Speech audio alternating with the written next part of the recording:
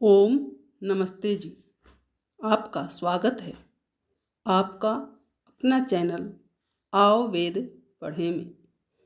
इस चैनल पर केवल आचार्य प्रदीप कुमार शास्त्री जी का ऑनलाइन व ऑफलाइन शास्त्रीय कक्षाओं के वैदिक व्याख्यान उपलब्ध होंगे। अपने चैनल पर आने वाले वीडियो की सूचना पाना चाहते हैं तो लाइक और सब्सक्राइब करें तथा घंटी के बटन को दबाएं, जिससे कि वीडियो अपलोड होते ही सबसे पहले सूचना पा सकें। वेद पढ़ें पढ़ाएं, सुने सुनाएं, वेद का संदेश घर घर पहुँचाएं। ऋषि ऋण को चुकाएं, अपना कर्तव्य निभाएं, जीवन सफल बनाएं।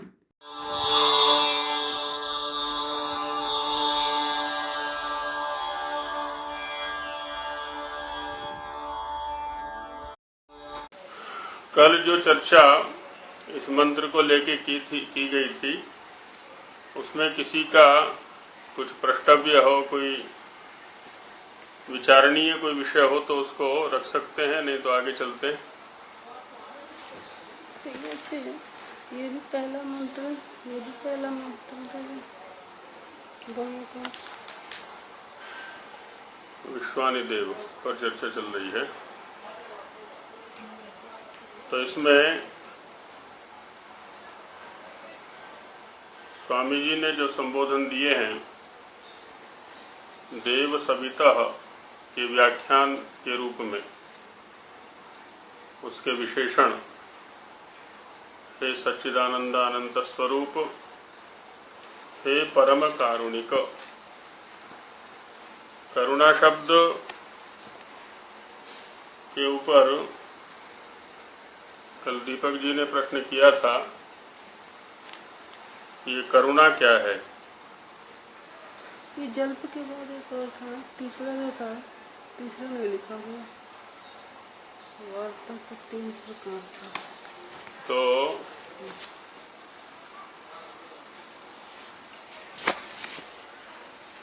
धातु है कि क्रिय हिंसायाम, हिंसा अर्थ में क्री धातु। एक तो करने अर्थ में क्री धातु है और दूसरा हिंसा अर्थ में क्री धातु है। स्वामी जी महाराज के अनुसार यदि हम इसका अर्थ करें करुणा का, तो दुर्गुणों का विनाश करना करुणा कहलाता है। करुणा का अर्थ है दुर्गुणों का विनाश करना। तो करुणा करने का जिसका स्वभाव है वो कारुणिक कहलाता है। करुणा करने के स्वभाव वाले को कारुणिक कहते हैं। वह परम कारुणिक है, परम करुणा वाला है।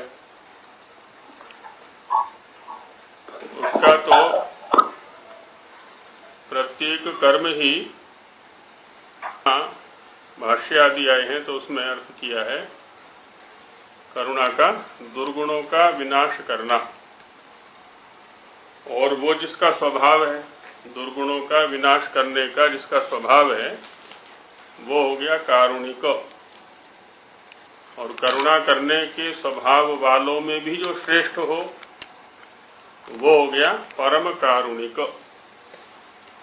अब यहाँ पर भी दुरितानि परासुव, दुर्गुणों को दूर करने की प्रार्थना हम कर रहे हैं। इसलिए ईश्वर का जो वो स्वरूप है, कारुणिक स्वरूप, वो हमारे चित्त में होना चाहिए। हे अनंत विद्या, अनंत विद्या वाले, विद्या विज्ञान प्रद, विद्या और विज्ञान को देने वाले, या विद्या पूर्वक विज्ञान को देने वाले। विद्या जो है वो साधन बन जाएगी विज्ञान में। देव, देव कौन है? हे सूर्यादि सर्व जगत विद्या प्रकाशक। सूर्यादि संपूर्ण जगत को प्रकाशित करने वाले और विद्या को प्रकाशित करने वाले। देव का अर्थ यहाँ पर दिया स्वामी जी ने, क्योंकि देव का अर्थ है यहाँ या कहीं भी ले हम प्रकाशित करने वाला। तो जो स्वयं प्रकाशित है वही दूसरों को प्रकाशित कर सकता है। अब चूंकि दुरित दूर करने का प्रसंग यहाँ पर चल रहा है और भद्र को लाने का, वो कैसे होगा? तो सूर्यादि सर्व जगत का यथार्थ ज्ञान हमें हो, इस विद्या का प्रकाश हमें हो, और वो उसी के माध्यम से होगा। इसलिए उस देव से प्रार्थना की जा रही है। तब वह हे सर्वानंद प्रद, संपूर्ण आनंद को देने वाले, सविता हे सकल जगत उत्पादक, संपूर्ण जगत को उत्पन्न करने वाले। उत्पत्ति का तात्पर्य क्या होता है? कारण से कार्य रूप में लाना। कोई चीज पहले कारण रूप में होती है तो उसको कार्य रूप में लाना, ये उत्पत्ति है, और उसका जो निमित्त बनता है वो उत्पादक हो जाता है। उसका साधन बताया स्वामी जी महाराज ने, सत्य विद्या प्राप्ति। जब तक सत्य विद्या, सत्य ज्ञान माने यथार्थ ज्ञान, सारे दर्शनों का जो द्वितीय सूत्र है ना लगभग, वो भी यथार्थ ज्ञान के लिए प्रेरित करता है। तो सत्य विद्या माने यथार्थ ज्ञान। जब तक यथार्थ ज्ञान के लिए हम यत्न नहीं करेंगे तब तक उस नाक सर्व दुख रहित सुख के अधिकारी हम नहीं बन सकते। तो उसी को कह रहे हैं स्वामी जी महाराज यहाँ पर, सत्य विद्या प्राप्त्या अभ्युदय निःश्रेयस करम निःश्रेयस सुख करम। दो प्रकार का सुख है, एक अभ्युदय और दूसरा निःश्रेयस। अभ्युदय होता है लौकिक सुख, सांसारिक सुख, शरीर सुख। इस शरीर के रहते हुए जो हमें अनुकूलताएं चाहिए वो है अभ्युदय।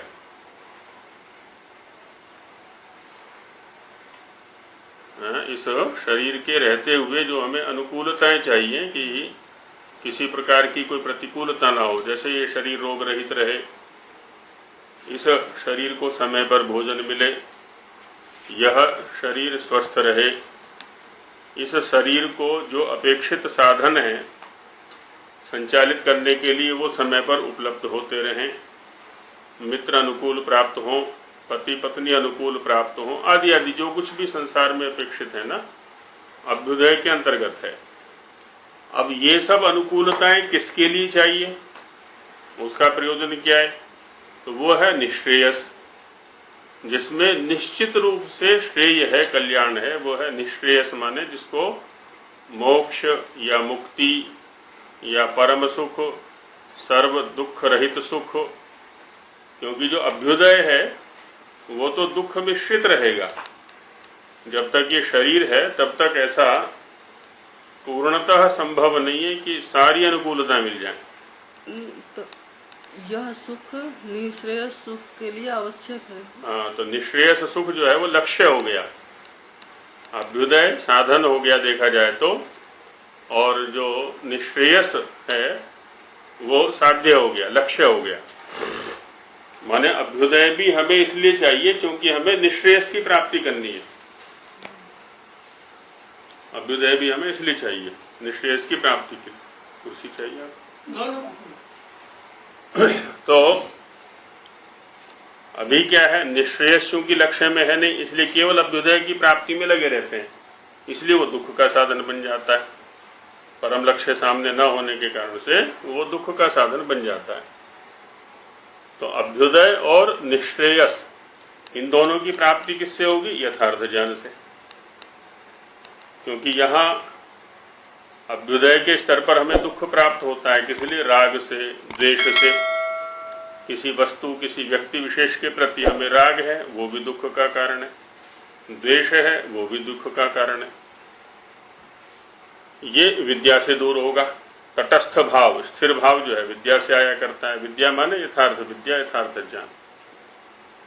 तो उसी को यहाँ पर भद्र शब्द से स्वामी जी व्याख्यात करना चाह रहे हैं कि सत्य विद्या प्राप्त्या निःश्रेयस को प्राप्त करना है। हाँ, मानव जीवन का उद्देश्य, हाँ, यही मुख्य लक्ष्य ही रहा। मुख्य लक्ष्य ये है अभ्युदय को बनाए रखते हुए निश्रेयस की प्राप्ति करना।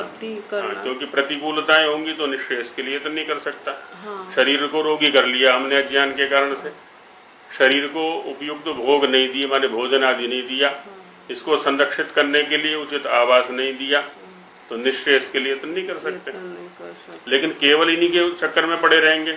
बढ़िया मकान चाहिए, बढ़िया भोजन चाहिए, बढ़िया गाड़ी चाहिए, बढ़िया कपड़े चाहिए, बढ़िया ये चाहिए, लेकिन और उसका वो लक्ष्य सामने ना हो तो ये दुख का कारण बन जाएंगे। फिर हमारे निःश्रेयस शब्द का क्या अर्थ है? निश्चितम श्रेयः निश्रेयसम। निश्चितम माने निश्चित रूप से, श्रेय कल्याण, वो निश्रेयस कहलाता है, जिसमें कल्याण ही कल्याण है, अकल्याण का लेश भी नहीं है। दोनों चाहिए हमें। यहाँ मिश्रित है वो विशुद्ध है। भद्रम अस्ति तत् नः, नः माने अस्मभ्यम, तत् माने वह, तो उस भद्र को नः अस्मभ्यम हमारे लिए आसुव आसमन्तात उत्पादय, तो अच्छी प्रकार से हमारे लिए उत्पन्न कीजिए, प्राप्त कराइए। कृपया प्रापय, है ना, ऐसी कृपा कीजिए, ऐसा सामर्थ्य हमें प्रदान कीजिए कि वो हमें प्राप्त हो जाए।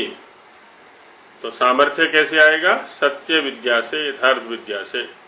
तो ईश्वर ने तो सृष्टि के आरंभ में ही वो कृपा कर दी है, वो सामर्थ्य प्रदान कर दिया है। अब उस सामर्थ्य का उपयोग हम न करें तो ये हमारा दुर्भाग्य है। वेद ज्ञान दे करके, और वेद ज्ञान प्राप्त कैसे होगा, समझ में कैसे आएगा, उसको उसके लिए ऋषियों को माध्यम बनाया कि ऋषियों के माध्यम से आप वेद ज्ञान को प्राप्त करें और अपना कल्याण करें। अब उसका उपयोग ना करें तो दुर्भाग्य हमारा है। और स्वामी जी थोड़ा वेद भाष्य के विषय में चर्चा करते हैं। अस्मिन् वेद भाष्य करणानुष्ठाने, ये जो हमारा वेद भाष्य करना रूपी अनुष्ठान है, जो कर्तव्य है, उसमें अब देखिए इसी मंत्र का विनियोग अभी तो जीवन में किया स्वामी जी ने, जीवन परक अर्थ किया। अब जिस प्रसंग में इस मंत्र को रखा है, यहाँ पर किस प्रसंग में रखा है? वेद भाष्य के प्रसंग में, क्योंकि हम वेद भाष्य करने जा रहे हैं अभी स्वामी जी, और हम वेद भाष्य को पढ़ने जा रहे हैं। जो हम पाठक हैं सभी लोग, हम तो वेद भाष्य को पढ़ने जा रहे हैं और स्वामी जी वेद भाष्य को करने जा रहे हैं। तो इन दोनों प्रसंगों में इस वेद मंत्र की योजना कैसे होगी, वो अगला अनुच्छेद बता रहा है कि अस्मिन् वेद भाष्य करणानुष्ठाने, ये दो हम माने स्वामी जी महाराज वेद भाष्य को करने का कर्तव्य कर रहे हैं, अनुष्ठान कर रहे हैं। इसके स्थान पर हम क्या रख लेंगे? वेद भाष्य पाठानुष्ठाने, वेद भाष्य को पढ़ने का जो अनुष्ठान हम करने जा रहे हैं, है ना, कर्तव्य हम करने जा रहे हैं, तो उसमें भी तो बहुत सारे विघ्न आएंगे। श्रेयांसी बहुविघ्नानि, है ना, एक वाक्य है, श्रेयांसी बहुविघ्नानि, जो श्रेष्ठ कर्म होते हैं उनमें बहुत विघ्न आया करते हैं। क्योंकि श्रेय के लिए काम करने का मतलब है संसार के विरुद्ध होकर के, संसार का जो प्रवाह है, जो धारा है, धारा के विरुद्ध चलना, तो उसमें विघ्न तो आने ही है फिर। तो इसी में कह रहे स्वामी जी महाराज, ये दुष्टा विघ्नाः, दुष्ट विघ्न आएंगे ना। अब शरीर में रोग लग गया, कोई दुष्ट व्यक्ति आ गया, कोई भूकंप आ गया, है ना, प्राकृतिक प्रकोप कुछ सामने आ गया, ये सब विघ्न आ सकते हैं। और कुछ नहीं तो जो हमारे सहयोगी हैं, जैसे स्वामी जी महाराज के सहयोगी थे ना, लिखने वाले लेखक थे, पंडित वर्ग ना, वो कुबुद्धि वाले हो जाएं, उल्टी बुद्धि वाले हो जाएं, कुछ का कुछ लिख डालें, वो भी दुष्ट विघ्न हो गया वहां पर, आदि आदि कई प्रकार के विघ्न हो सकते हैं। ये दुष्टा विघ्ना, वो दुरित हो गया अब यहाँ पर, है ना। विश्वानि देव दुरितानि परासुव की व्याख्या चल रही है स्वामी जी के यहाँ पर वेद भाष्य के प्रसंग में। ये दुष्टा विघ्ना तान प्राप्ते है पूर्वमेव परासुव, उनको प्राप्त मत होने दीजिए, हम तक आने मत दीजिए, प्राप्ति से पहले ही उनको दूर कर दो, दूरम गमय, दूर कर दीजिए, है ना। ऐसी व्यवस्था हमको प्राप्त कराइए जिससे कि ये जो दुष्ट विघ्न है वो हम तक न आ सके, हम निर्विघ्न हो करके इस वेद भाष्य को कर सकें और वेद भाष्य को हम लोग पढ़ सकें, किसी प्रकार का कोई विघ्न ना आए, कोई पारिवारिक बाधा ना आ जाए, कोई शारीरिक बाधा ना आ जाए, कोई सामाजिक बाधा ना आ जाए, कोई प्राकृतिक बाधा ना आ जाए, है ना, किसी भी प्रकार की कोई बाधा ना आ जाए। तो आने से पहले ही दूर कर दीजिए, हेयम दुखम अनागतम, आने से पहले ही उसका उपचार सोच लिया जाए, समय से पहले। आयुर्वेद वाले भी क्या करते हैं ना, प्रत्येक ऋतु संधि पर शरीर का शोधन करा दिया करते हैं, जो भी पुराने पूर्व ऋतु में मलों का संचय हुआ जिससे कि वो निकल जाएंगे तो अब रोग आएंगे ही नहीं। वही कार्य हमें भी करना है इस स्वाध्याय के द्वारा। यच्च शरीर, अब देखिए स्वामी जी क्या क्या भद्र दिखा रहे हैं यहाँ पर, वेद भाष्य को पढ़ने के लिए क्या क्या भद्र चाहिए, या वेद भाष्य को करने के लिए क्या क्या भद्र चाहिए। क्या चाहिए? शरीर, बुद्धि, सहाय, कौशल, सत्य विद्या, प्रकाशादि भद्रम अस्ति, है ना। वेद भाष्य को पढ़ने के लिए भी ये चाहिए और करने के लिए भी ये चाहिए। क्या चाहिए? तो शरीर,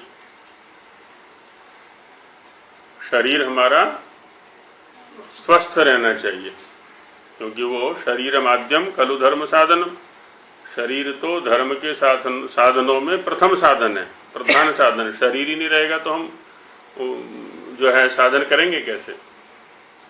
दूसरा स्थान बुद्धि का है, फिर शरीर स्वस्थ हो लेकिन बुद्धि ठीक ना हो तो भी हम काम नहीं कर सकते। तो ये बुद्धि है ना, ये दोनों सहयोगी हैं, हमारे सहायक हैं, और इन दोनों सहायकों की कुशलता हमें दे दीजिए। ये दोनों कुशल हों, दोनों स्वस्थ रहें। जिस काम के लिए आपने हमें इन दोनों यंत्रों को दिया है, साधनों को दिया है, शरीर को और बुद्धि को, वो कुशल हों। शरीर बुद्धि, हाँ, सहाय कौशल। और क्या करना है? सत्य विद्या प्रकाश आदि। जब हम वेद मंत्रों को पढ़ने बैठें, है ना, स्वामी जी की ओर से सोचेंगे तो वेद भाष्य करने बैठें, किसी वेद मंत्र को पढ़ेंगे, पढ़ करके उसके भाष्य में प्रवृत्त होंगे, और हम लोग भाष्य को पढ़ने में प्रवृत्त होंगे। तो क्या चाहिए हमें? सत्य विद्या प्रकाश आदि की मंत्र के माध्यम से जिस विद्या का प्रकाश आप करना चाहते हैं वह विद्या हमें प्राप्त हो, सत्य विद्या का प्रकाश। तो वेद भाष्य को करने और पढ़ने में जो भद्र है वो यही है, शरीर ठीक रहे, बुद्धि ठीक रहे, है ना, और सत्य विद्या का प्रकाश हमें होता रहे। जिस दृष्टि से वेदों का प्रणयन हुआ है वह भद्र हमें प्राप्त हो। तत् स्वकृपा कटाक्षेण हे परब्रह्मन् नो अस्मभ्यं प्रापय, अपने कृपा कटाक्ष से हे परब्रह्म, आप तो सबसे बड़े हैं, सब कुछ आपके सामर्थ्य के अंतर्गत है, और मैं वह कार्य करने चला हूं जिस कार्य के लिए मुझे ये साधन मिले हैं, जीवन मिला है। इसलिए हे परब्रह्म, मुझे वह सामर्थ्य दीजिए कि ये जो बाधाएं हैं वो मेरे लिए बाधा ना बने, है ना। अब यहाँ दो प्रकार से इसको समझ सकते हैं। एक तो मैं इतना तपस्वी हो जाऊं, शरीर से बुद्धि से इतना सामर्थ्यशाली हो जाऊं, ये बाधा आकर के भी मेरा कुछ ना बिगाड़ सके। बाधाएं तो आएंगी, शरीर मिला है, बाधाएं तो आएंगी, कभी विक्षेप भी आएंगे अनेक प्रकार के, लेकिन वो विक्षेप मुझे विक्षेप पैदा ना कर सके, जो विक्षेप के साधन है। शरीर की बाधाएं इस कार्य में बाधा ना बने, ऐसा तपस्वी मुझे बना दीजिए। नोस्मभ्यम प्रापय भवत कृपा कटाक्ष सुसहाय प्राप्त्या, आपके कृपा कटाक्ष रूपी अच्छे सहायता को प्राप्त करके। भवत आपकी कृपा का कटाक्ष रूपी सुसहाय अच्छे सहायता को की प्राप्ति से सत्य विद्योज्वलम, सत्य विद्या का जो उज्ज्वल है, जो जलना है, जो प्रकाश है, ज्वल दीप्तौ धातु से उज्ज्वल बना हुआ है। और उज्ज्वल में उत माने ऊर्ध्व, उत्कृष्ट कोटि का जो ज्वल माने प्रकाश है, दीप्ति है। अच्छा, उज्जवल मतलब प्रकाश। हाँ, प्रकाशित होना। हाँ, जैसे उज्जवल सफेद के लिए बोलते हैं ना हम सब। ज्वल धातु के दो पुत्र हो गए, दो संतानें हो गई ज्वल धातु की, और दोनों संतानों का प्रयोग हम करते हैं। ज्वल धातु तो जलाने अर्थ में आती है, ज्वल। अब देखिए, ज्वल धातु से एक तो जलाना धातु निकल गई, और एक बालना भी तो बोलते हैं, आग बाल दे, आग जला दे, आग बाल दे। तो ज्वल में से ज को हटा दिया तो बल रह गया, और ब को हटा दिया तो जल रह गया, है ना। ज्वल में दो व्यंजन हो गए ना आरंभ में, ज और वो, तो बालना बल से बन गया और जलाना जल से बन गया। नहीं, अभी तो इतने अर्थ मिल गए जैसे उज्जवल के, लेकिन ऐसे लोक में तो उज्जवल का मतलब सफेद के लिए बस प्रयोग करते हैं। उजला, सफेद नहीं, उजला माने प्रकाशित, चमक वाला। उजला जो शब्द है ना, वो प्रकाशित अर्थ में चमक वाला, सफेद के लिए नहीं आता है ना। वो उजला है, चमक रहा है, प्रकाशित हो रहा है, ऐसे अर्थ में आता है। सफेद के लिए, सफेद कपड़ों के लिए बोलते नहीं उजला। हाँ, तो उनमें चमक अन्य रंग की अपेक्षा इसमें उजलापन अधिक होता है सफेद में, इसलिए उसके लिए बोल देते हैं। हाँ, वही सफेद इसलिए आ जाता है, इसमें चमक कुछ अधिक होती है। तो सत्य विद्योज्वलम प्रत्यक्ष जी कटाक्ष दो बार होता है। हाँ, इसके ऊपर पहले भी चर्चा चली थी हमारी। तो अक्ष शब्द वैसे तो इंद्रियों के लिए आता है, अक्ष शब्द व्याप्ति अर्थ में भी आता है, और कट जो शब्द है आवरण अर्थ में आता है। तो कृपा कटाक्ष आवृत है ना, इंद्रियों का सामर्थ्य। एक तो अनावृत इंद्रियां होती हैं हमारी, अनावृत माने विषयों में खूब इधर उधर भागने वाली। चित्त की जो वृत्तियां हैं जब इंद्रियों के साथ भागेंगी तो वो अनावृत रहेंगी, खुली रहेंगी, स्वच्छंद रहेंगी। और एक आवृत, जिसको हम वो प्रत्याहार, योग दर्शन में जिसको प्रत्याहार का हुआ है, या चित्त वृत्ति निरोध का हुआ है, एक वो स्थिति है। तो जब चित्त की वृत्तियों का निरोध होता है, इस विषय को समझने के लिए अभ्यास बनाएं आकाश दर्शन का। रात को भी आकाश दर्शन किया करें और सुबह भी आकाश दर्शन किया करें। विशेषकर आकाश दर्शन तब करें, इसलिए जो संध्या का समय है ना हमारा, जिसको पों फटना बोलते हैं, सूर्य अभी पृथ्वी के नीचे है, अभी क्षितिज पर नहीं आया है, वो ऊपर नहीं आया, उस समय के दृश्य को निहारा करें। वहां चित्तवृत्ति निरोध का बहुत अच्छा उदाहरण हमें प्राप्त होता है। यदि हम क्षितिज पर देखेंगे तो प्रकाश एकत्रित है, और ऊपर जैसे जैसे ऊपर की ओर बढ़ते जाएंगे प्रकाश जो है ना वो विखंडित होता गया, बढ़ता चला गया, उसका सामर्थ्य कम होता चला गया ऊपर ऊपर।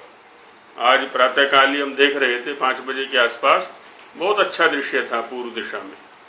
प्रतिदिन आकाश दर्शन का अभ्यास बनाएं तो वो चित्तवृत्ति जो मतलब एक निरोध की स्थिति, यदि हम अन्य दिशाओं से पूर्व दिशा की ओर आते हैं सूर्य रश्मियों को केंद्र में रखते हुए, तो वहाँ एकत्रीकरण हो गया, प्रकाश एक जगह बंधा हुआ है।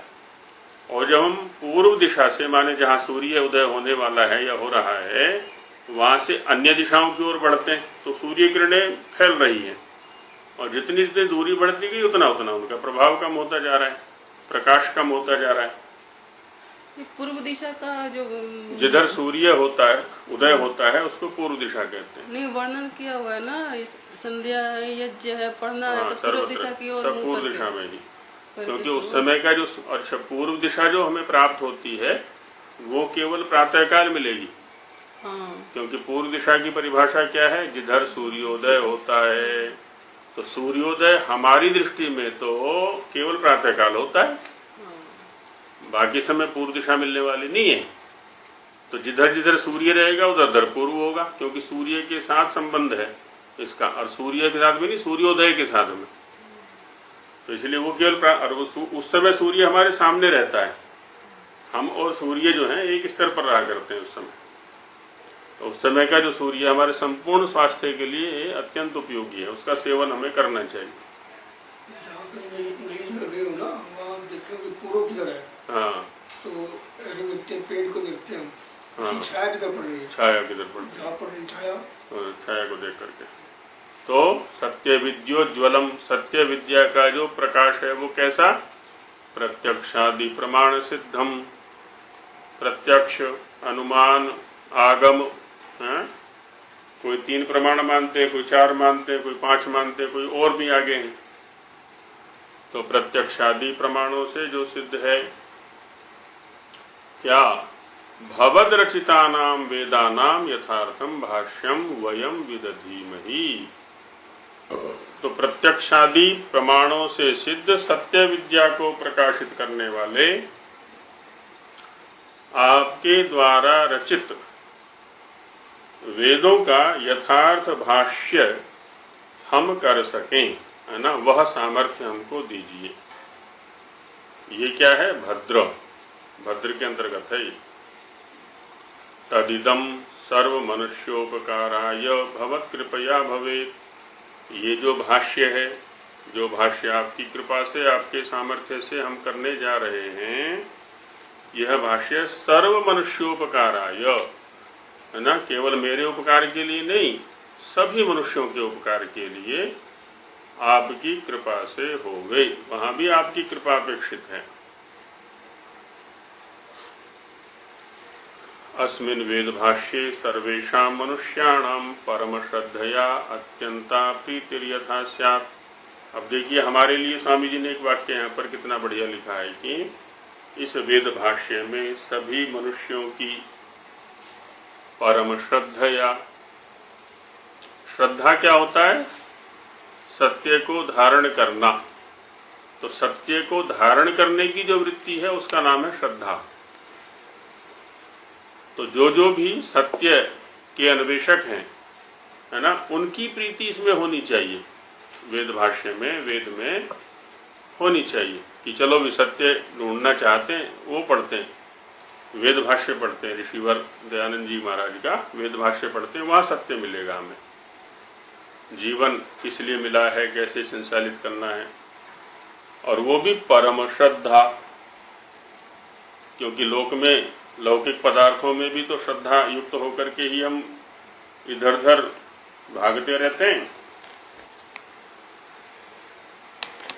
तो परम श्रद्धया अत्यंता प्रीति यथा भविष्यात्, है, जिससे कि अत्यंत प्रीति हो सके।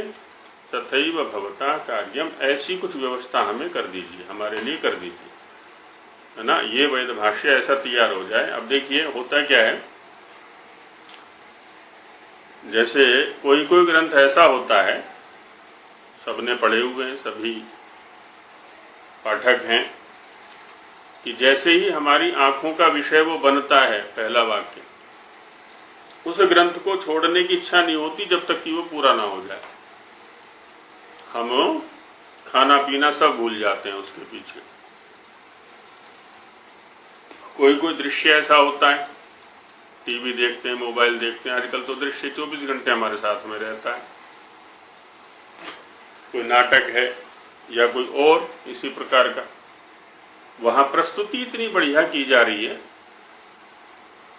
हम सब कुछ भूल जाते हैं उसके पीछे। कोई कोई प्रवक्ता इतने बढ़िया होते हैं, भाषण देने वाले, प्रवचन देने वाले व्यक्ति इतने बढ़िया होते हैं कि हम खो जाते हैं, खाना पीना सब भूल जाते हैं कि प्रातराश का समय है कि भोजन का समय है। तो स्वामी जी महाराज यहाँ पर वही कहना चाह रहे हैं कि हमारे वेद भाष्य में, ये जो वेद भाष्य आपकी कृपा से किया जा रहा है, इस वेद भाष्य में वो शक्ति आ जाए कि लोगों की परम प्रीति इधर बने, श्रद्धा से पढ़ने की वृत्ति उनकी बने। तो इस प्रकार से हमने देखा इस मंत्र का विनियोग वेद भाष्य के प्रसंग में स्वामी जी महाराज ने किया और प्रथम स्तर पर जीवन में किया कि जीवन हमारा कैसा होना चाहिए। तो ऐसे किसी भी मंत्र का विनियोग हम उसके अर्थ के अनुसार, प्रसंग के अनुकूल कर सकते हैं। अब हिंदी में देखते हैं। हे सत्य स्वरूप, सत्य चित आनंद शब्दों को अलग अलग रख दिया है स्वामी जी महाराज ने यहाँ हिंदी में। हे सत्य स्वरूप, हे विज्ञानमय, चित्त का अर्थ दिया ये विज्ञानमय। हे सदानंद स्वरूप, सदा ही आनंद में रहने के स्वरूप वाले। हे अनंत सामर्थ्य युक्त, जिसके सामर्थ्य की कोई सीमा नहीं है। हे परम कृपालो, ये सामर्थ्य क्या होता है पता है? सामर्थ्य होता है युक्ति, सामर्थ्य होता है युक्ति। जैसे कुशल वैद्य कौन होता है? जो बहुत पढ़ा लिखा हो, जिसने कर्म माने चिकित्सा कर्म खूब किया हो और साथ साथ युक्ति वाला हो, योग वाला हो, योगी हो। युक्ति से तात्पर्य है अपने ज्ञान को कर्म में परिणत करना जानता हो प्रसंग के अनुसार, है ना। क्योंकि संसार में आयुर्वेद में चर्चा आई है कि चिकित्सा के सिद्धांत उतने ही हैं जितने शरीर हैं यहाँ पर, क्योंकि प्रत्येक शरीर की प्रकृति अलग अलग है। अब वैद्य जितना अधिक कर्म करेगा ज्ञानपूर्वक, उसका उतना अधिक अभ्यास बनेगा और उतनी अधिक युक्तियां सूझेंगी उसको कि अब कैसे करना है, अब कैसे करना है, अब कैसे करना है, इस रोगी के साथ कैसे करें, इस रोग के साथ कैसे करें। आजकल अभी लॉकडाउन का समय चल रहा है ना, तो महिलाएं विशेषकर क्या कर रही है ना, आजकल वो रेसिपी बना बना के डाल रही है कि लॉकडाउन के समय कम साधनों में ये स्वादिष्ट व्यंजन कैसे बनाएं, है ना। इसके लड्डू कैसे बनाएं, तो उसके पकोड़े कैसे बनाएं, तो उसका खूब डाल रखे हैं आजकल, ये जो है ना खूब चल रहा है। वहां क्या चल रहा है? वो युक्ति चल रही है केवल। तो ये युक्ति आनी चाहिए हमें। यही होता है सामर्थ्य। सामर्थ्य का मतलब ये नहीं कि शरीर का शक्ति खूब सारी है, धन खूब सारा है। धन खूब सारा होना, शरीर का बल खूब सारा होना, ज्ञान खूब सारा होना, ये ठीक है, अच्छा है, होना चाहिए।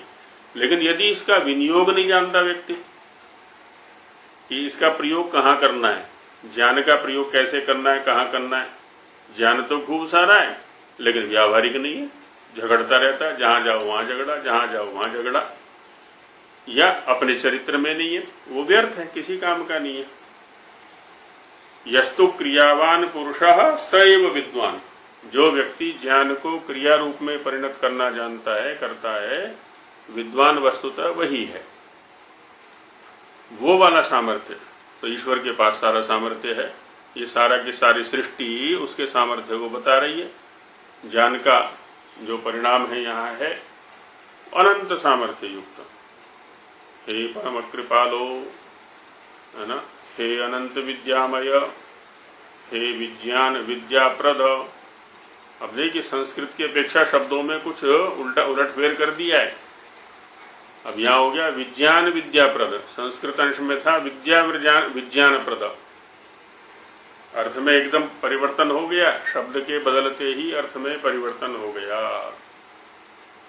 पहली बात तो व्याकरण की दृष्टि से भी ठीक नहीं है शब्द ये, विद्या शब्द को पहले होना चाहिए, और अर्थ की दृष्टि से भी नहीं, विद्या पूर्वक विज्ञान को देने वाले देव से तो फिर इसको परमेश्वर। ऐसा जैसे अभी कह रहे गलत है, तो फिर ये क्यों रखा हुआ? ये कार्य यदि हम ऋषि दयानंद के ग्रंथों का इतिहास, एक पुस्तक है उसको पढ़ेंगे तो पता चलेगा ये कार्य स्वामी जी ने अनुवादकों से कराया था, पंडितों से कराया था। अब उन्होंने अपने ढंग से अनुवाद करके रख दिया यहाँ पर। संस्कृत भाषा स्वामी जी ने लिखाई और उसके अनुवाद के लिए उनको बोल दिया कि भी संस्कृत जानते हो तुम लोग, इसका भाषा अनुवाद कर दो। तो इसका मतलब हिंदी तो अशुद्ध है मतलब, और संस्कृत वाला अशुद्ध है का मतलब ये नहीं कि सर्वथा हेय है। बाकी जो भाव हमें संस्कृत से मिल सकता है, जो गंभीरता संस्कृत से मिल सकती है, वो गंभीरता हमें हिंदी से नहीं मिल पाएगी। काम चल सकता है। हे विद्या विज्ञान प्रद, हे परमेश्वर, आप सूर्य आदि सब जगत का और विद्या का प्रकाश करने वाले हैं। सूर्य आदि संपूर्ण जगत का भी प्रकाश करते हैं और विद्या का भी प्रकाश करते हैं, तथा सब आनंदों के देने वाले हैं। सभी आनंद आपके अधीन हैं, आनंद स्वरूप हैं आप। सवितः, हे सर्व जगत उत्पादक, सर्वशक्तिमान, संपूर्ण जगत को उत्पन्न करने वाले, है ना, सभी शक्तियों से युक्त आप सब जगत को उत्पन्न करने वाले हैं। न हमारे विश्वानी, सब जो दुरितानी दुख हैं उनको, सारे दुखों को, और हमारे सब दुष्ट गुणों को, जितने भी दुष्ट गुण हमारे अंदर हैं, दुर्गुण हमारे अंदर हैं, किसी भी इंद्रिय के स्तर पर। दूसरे व्यक्ति में दोष बहुत जल्दी दिखते हैं, हमारे शरीर में भी दोष हमें दिख जाते हैं, जो रोग होते हैं स्थूल स्तर पर। शरीर की अपेक्षा इंद्रियों के दोष कम पकड़ में आते हैं, और बाह्य इंद्रियों की अपेक्षा भी जो अंतर इंद्रियां हैं उनके दोष तो बहुत ही विरले पकड़ पाते हैं। मन बुद्धि चित्त अहंकार के स्तर पर जो दोष चल रहे हैं उनको तो विरले ही पकड़ पाते हैं, और उसमें भी जो बीज रूप में है, गहरी जड़ जमाए हुए, वो तो बस बहुत ही विरल होते हैं, इनकी पकड़ में आया करते हैं। लेकिन उनको पकड़ने का अभ्यास तो बनाए और उनके परिमार्जन का अभ्यास बनाए। 8 जो मंत्र हैं उसमें अंतिम मंत्र में अग्ने नय सुपथाराये अस्मान विश्वानि देव वयुनानि विद्वान, वहां साधन बताया हुआ है। विश्वानि देव वयुनानि, संपूर्ण प्रज्ञान। जब तक संपूर्ण प्रज्ञान नहीं होगा तब तक हम दोषों का परिमार्जन, दुर्गुणों का परिमार्जन नहीं कर सकते। एक एक दुर्गुण का ज्ञान हमें होना चाहिए कि ये दुर्गुण है और ये दुख देने वाला है मुझे, तब हम दूर कर पाएंगे। युयोध्यस्म जुहुराणमेनो, वहां जो तृतीय चरण में कहा ना, युयोध्यस्म जुहुराणमेना, जो कुटिलताएं हैं, पदे पदे कुटिलताएं करते रहते हैं, हम तो छिपाते रहते हैं अपने आप को। कर दिया दोष फिर भी स्वीकार नहीं करते कि हमसे दोष हो गया है, क्योंकि हम तो बड़े हैं, हम तो 60 साल के हैं, हम तो 70 साल के हैं, हम तो 65 साल के हैं, कि 50 साल के हैं, आदि आदि कुछ ना कुछ हेतु दे दिया करते। हम तो पिता हैं, हम तो आचार्य हैं, हम तो माँ हैं, है ना, इसलिए हमें अधिकार है। तो कुटिलताएं करते रहते हैं, छिपाते रहते हैं स्वयं को।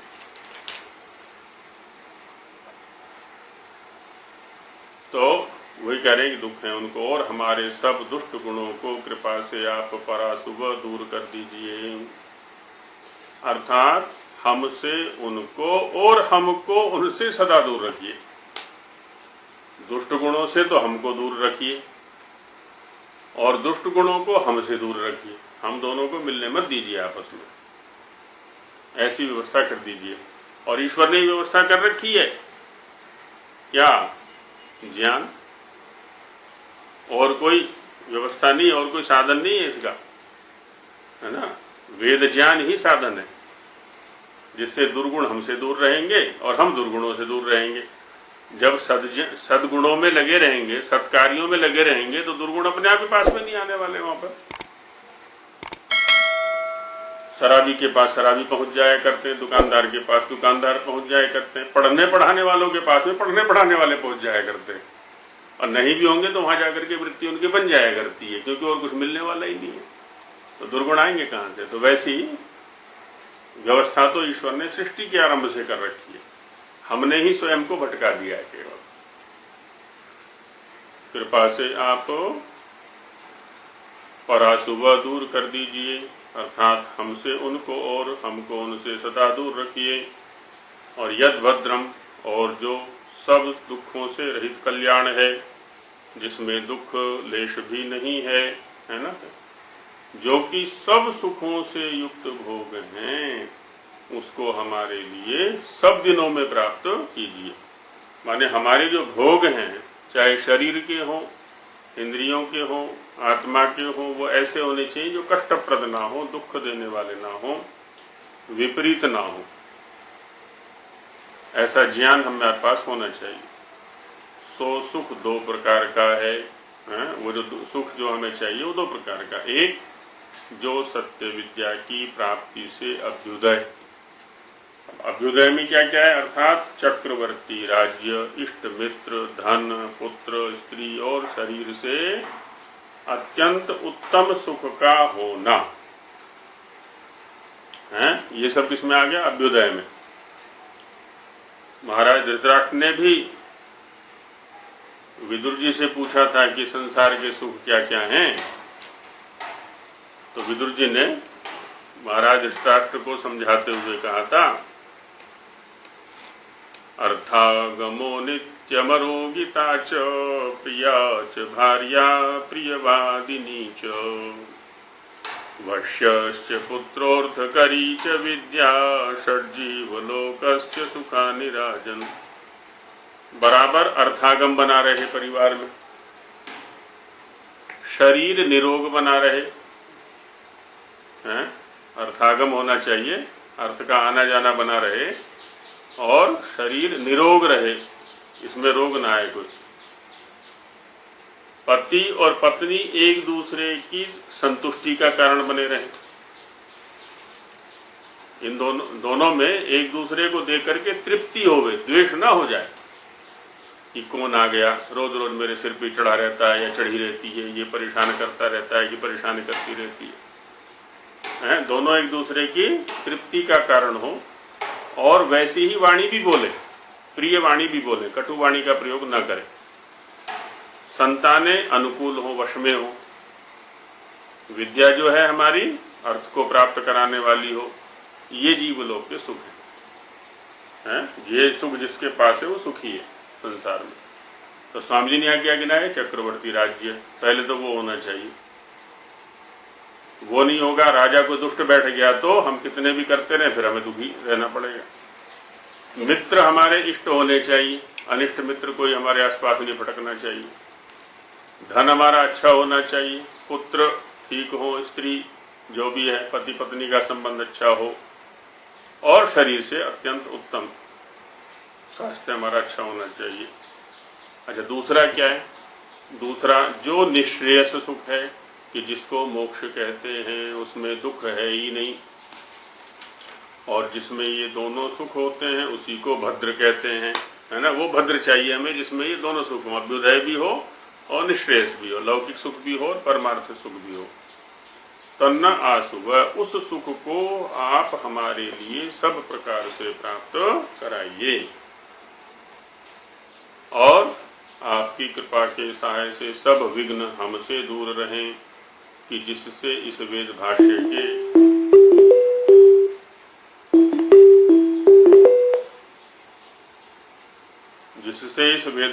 के करने का हमारा अनुष्ठान सुख से पूरा हो। इस अनुष्ठान में हमारे शरीर में आरोग्य, अब देखिए वो कह रहे कि शरीर आरोग्य रोग रहित रहे, बुद्धि सज्जनों का सहाय, सुसहाय को अलग से परिभाषित किया कि सज्जन लोग हमारे सहायक रहें, चतुरता बुद्धि में रहे, निपुणता, और सत्य विद्या का प्रकाश सदा बढ़ता रहे, है इनकी उत्तरोत्तर वृद्धि होती रहे। इस भद्र स्वरूप सुख को आप अपनी सामर्थ्य से ही हमको दीजिए। ये भद्र स्वरूप सुख हमें प्राप्त हो, जिस कृपा के सामर्थ्य से हम लोग सत्य विद्या से युक्त जो आपके बनाए वेद हैं, सत्य विद्या से युक्त क्या है? आपके बनाए वेद, उनके यथार्थ अर्थ से युक्त भाष्य का सुख से विधान कर सकें। जो यथार्थ अर्थ है उसको कर सकें और उसको जान सकें। सो यह वेद भाष्य आपकी कृपा से संपूर्ण होके सब मनुष्यों का सदा उपकार करने वाला हो, पूर्ण भी हो जाए और सबका उपकारी बने ये। और आप अंतर्यामी की प्रेरणा से सब मनुष्यों का इस वेद भाष्य में श्रद्धा सहित अत्यंत उत्साह हो। सभी लोग इसको पढ़ने पढ़ाने में रुचि लें। सत्य के अन्वेषण में सबकी वृत्ति बननी चाहिए, जिससे वेद भाष्य करने में जो हम लोगों का प्रयत्न है सो यथावत सिद्धि को प्राप्त हो। क्योंकि वेद भाष्य करने का जो हमारा प्रयत्न है वो है ही इसलिए कि सब लोग सत्याग्रही बने, सत्य के पक्षधर हों, सत्य के अन्वेषक हों, सत्य को धारण करें, सत्य के अनुसार अपना चरित्र निर्माण कर सकें। इसी प्रकार से आप हमारे और सब जगत के ऊपर कृपा दृष्टि करते रहें। तो ये कृपा दृष्टि सर्वदा आपकी हमारे ऊपर, उनकी तो बनी हुई है, हम पात्र बन जाएं, ऐसी सद्बुद्धि हमें हमारे प्राप्त हो, जिससे इस बड़े सत्य काम को हम लोग सहज से सिद्ध करें। ये जो वेद भाष्य का करना और हमारे लिए पढ़ना रूपी जो सत्य का बड़ा काम है, या बड़े सत्य को प्राप्त करने का जो काम है, इसको हम निर्विघ्न रूप से स्वाभाविक रूप से संपन्न कर सकें, ऐसी कृपा आप हम पर कीजिए। तो आगे और मंत्र आएंगे, क्योंकि ईश्वर प्रार्थना विषय ये चल रहा है। ईश्वर से हमें किस प्रकार की प्रार्थनाएं करनी चाहिए, है ना। ये प्रार्थनाओं का स्वरूप इस विभाग में उसमें बताया जाएगा। तो एक प्रकार की प्रार्थना भी बताई गई, अब दूसरी प्रार्थनाओं पर आगे चर्चा होगी, तो बस करते हैं। ओम सहनावतु सहनो भुनक्तु सह वीर्यं करवावहै तेजस्विनावधीतमस्तु